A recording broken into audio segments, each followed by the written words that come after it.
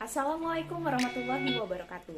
Perkenalkan, nama saya Novita Dwiwahini, peserta Laser CPNS Kementerian Kesehatan golongan 2 angkatan 4 dari Rumah Sakit Anak dan Bunda Harapan Kita, Jakarta.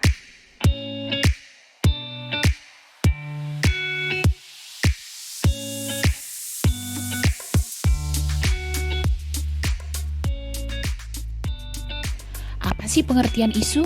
Isu sendiri adalah sebuah masalah yang terjadi di dalam dan di luar suatu kelompok, instansi ataupun dalam suatu perkumpulan yang belum terpecahkan dan belum ada pengambilan keputusannya. Isu kesehatan ialah sesuatu yang sedang dibicarakan banyak orang tentang praktik atau mengenai kesehatan, baik itu berdasarkan fakta atau tidak.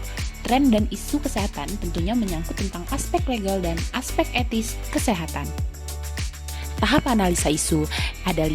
Yang pertama, identifikasi isu atau masalah. Yang kedua, mengenali dampak yang ditimbulkan. Yang ketiga, menemukan isu prioritas atau core isu dengan metode yang ada. Yang keempat, analisis core isu dengan metode fishbone dan menentukan gagasan kreatif yang dapat dilakukan. Identifikasi isu. Yang pertama, kurang optimalnya mobilisasi dini setelah 24 jam bagi pasien post-operasi seksio sesaria di ruang rawat.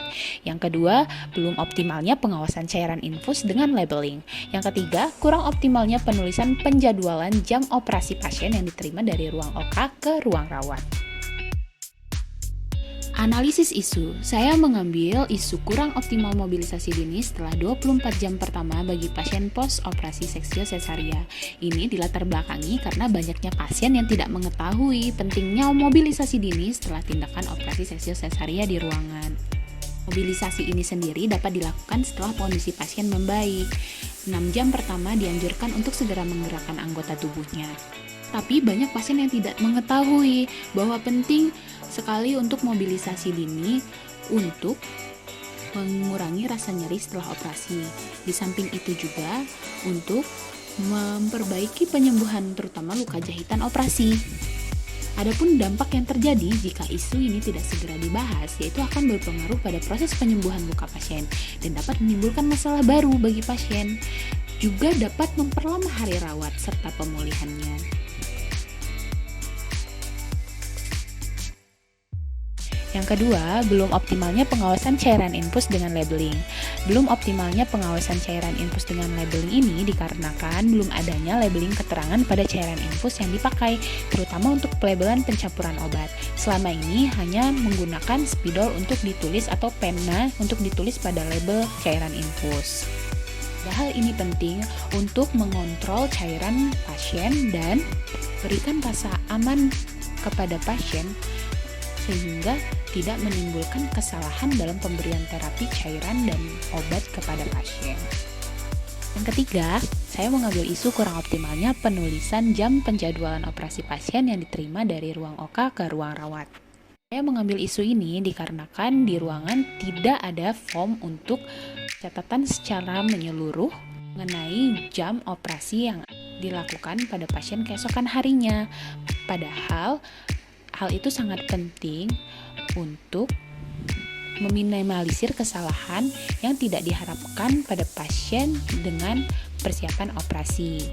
Walaupun sebenarnya sudah ada lembar penjadwalan operasi sebelumnya, tetapi terkadang operasi yang dilakukan itu tidak hanya untuk satu orang, melainkan beberapa orang. Ini menghindari agar tidak tertukarnya jadwal satu orang dengan orang yang lainnya. Pada pemilihan isu utama atau core issue, saya menggunakan metode USG. Metode USG merupakan salah satu cara untuk menetapkan urutan prioritas masalah dengan metode scoring. Proses dengan metode USG ini dilakukan dengan memperhatikan urgensi masalah, keseriusan masalah yang dihadapi, serta kemungkinan berkembangnya masalah tersebut semakin melebar.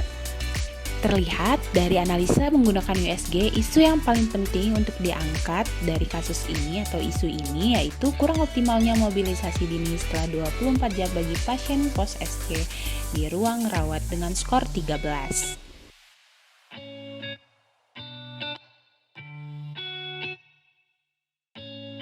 Untuk menganalisa penyebab masalah, saya menggunakan diagram fishbone yang terdiri dari 5 indikator: man, metode, milieu, measurement, and material yang masing-masing terdiri dari 2 penyebab. Karena pelabelan yang berwarna kuning merupakan kegiatan yang akan saya ambil. Sehingga dari penyebab yang ada, jika tidak diselesaikan, akan menimbulkan akibat kurang optimalnya mobilisasi dini pasien pos-SC. Penyelesaian isu dan gagasan kreatif yang akan saya lakukan yaitu melakukan edukasi berbasis digitalisasi agar lebih menarik, mudah diakses, dan dipahami oleh pasien dan keluarga pasien.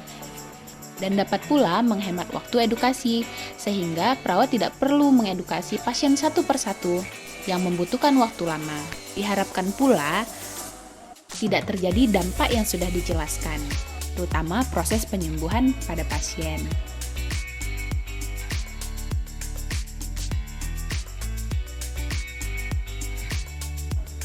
Baiklah, itulah tadi penjelasan saya mengenai isu yang akan saya ambil.